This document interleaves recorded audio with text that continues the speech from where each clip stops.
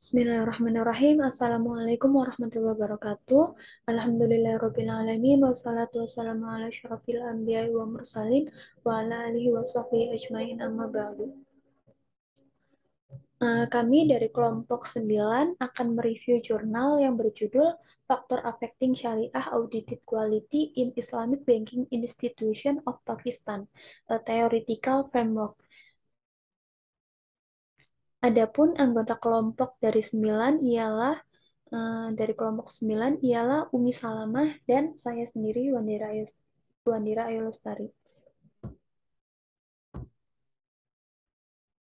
Agenda style pembahasan review jurnal yang pertama ialah masalah riset. Yang kedua, teori riset. Yang ketiga, ada tujuan riset. Yang keempat, metode riset. Dan yang terakhir ialah temuan riset itu sendiri. Kita masuk pada agenda yang pertama ialah masalah riset.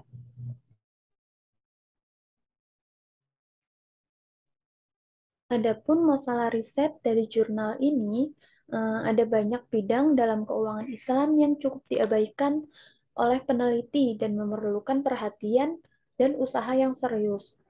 Terlepas dari pentingnya memahami kualitas audit syariah, variabel dan dimensinya, dilemanya adalah kurangnya literatur empiris dan teoritis yang tersedia tentang topik tersebut.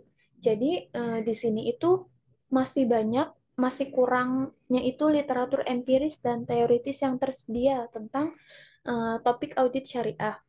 Terus memahami kualitas audit syariah itu penting. Karena apa? Karena berdampak pada alasan utama di balik keberadaan IB kontemporer, yaitu kepatuhan mereka terhadap aturan dan ajaran syariah yang diabadikan dalam Al-Quran dan As-Sunnah.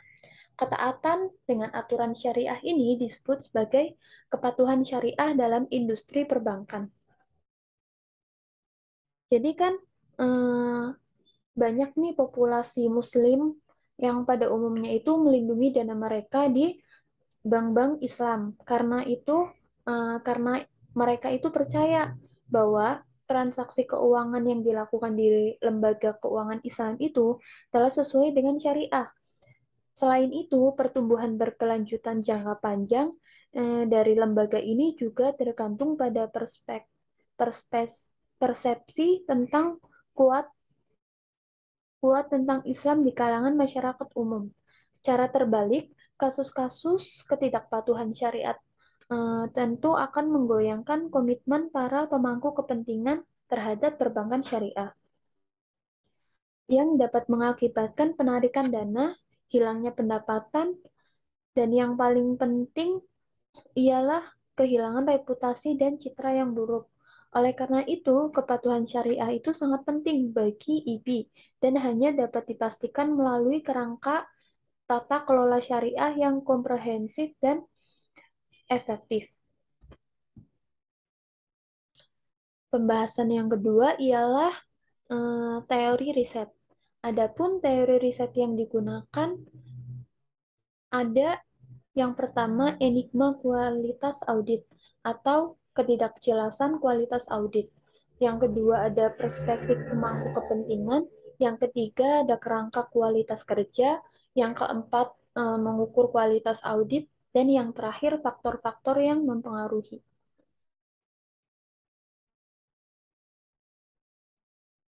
Adapun teori riset yang pertama ialah tadi enigma kualitas audit atau ketidakjelasan kualitas audit.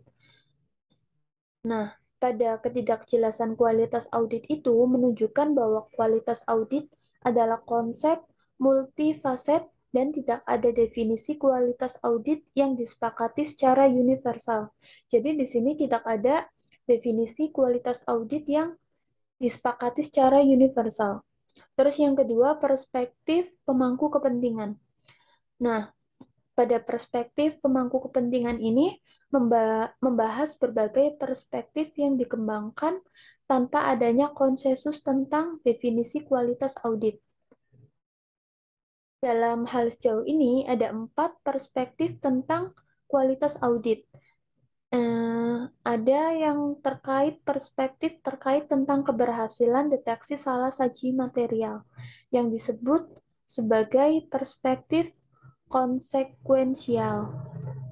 Perspektif yang terkait dengan proses audit, perspektif prosedural, perspektif terkait dengan keberhasilan mempertahankan pekerjaan audit di pengadilan, perspektif advokasi, dan perspektif terkait dengan kepatuhan terhadap peraturan dan praktik terbaik atau perspektif kepatuhan.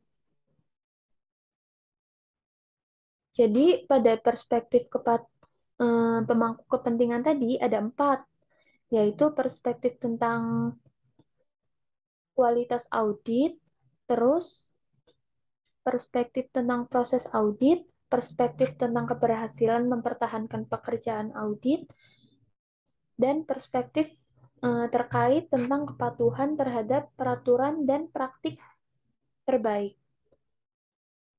Nah, masing-masing perspektif ini memberikan sudut pandang tertentu mengenai kualitas audit yang dianggap cocok. Terus yang ketiga ada kerangka kualitas kerja.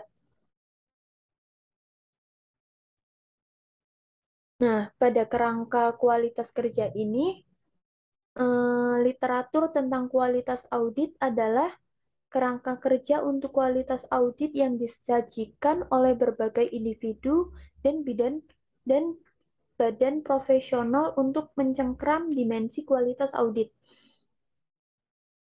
Terus yang keempat, mengukur kualitas audit.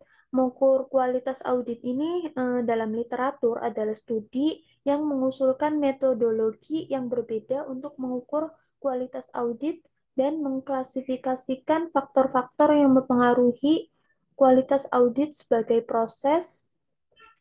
input, proses, output, atau konteks. Jadi mengukur kualitas audit itu studi yang mengusulkan metodologi yang berbeda untuk mengukur kualitas audit. Adapun faktor-faktor yang mempengaruhi kualitas audit tadi sebagai input, proses, output, dan konteks. Adapun pembahasan yang ketiga, tujuan riset akan dilanjutkan oleh teman saya, Umi Salamah, kepadanya dipersilahkan.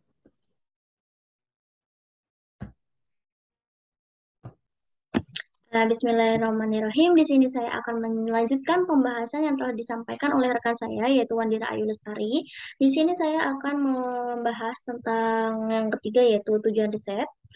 Tujuan dari penelitian ini adalah untuk menyajikan kerangka teoritis yang membantu memastikan makna kualitas audit syariah dan mengidentifikasi faktor-faktor yang mempengaruhinya. Yang keempat yaitu metode riset.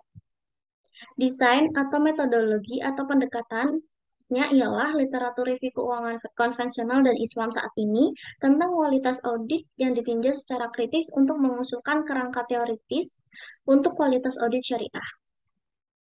Nah, yang pembahasan terakhir yaitu tentang temuan riset.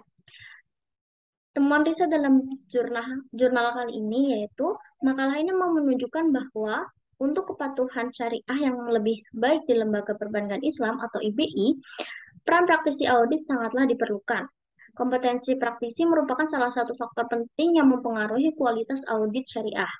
Penilaian dan identifikasi risiko syariah dalam pengaturan kontrak dan transaksi keuangan yang berbeda memerlukan kompetensi unik dari pihak auditor, yaitu menguasai hukum syariah, selain keterampilan dan teknik jaminan tradisional.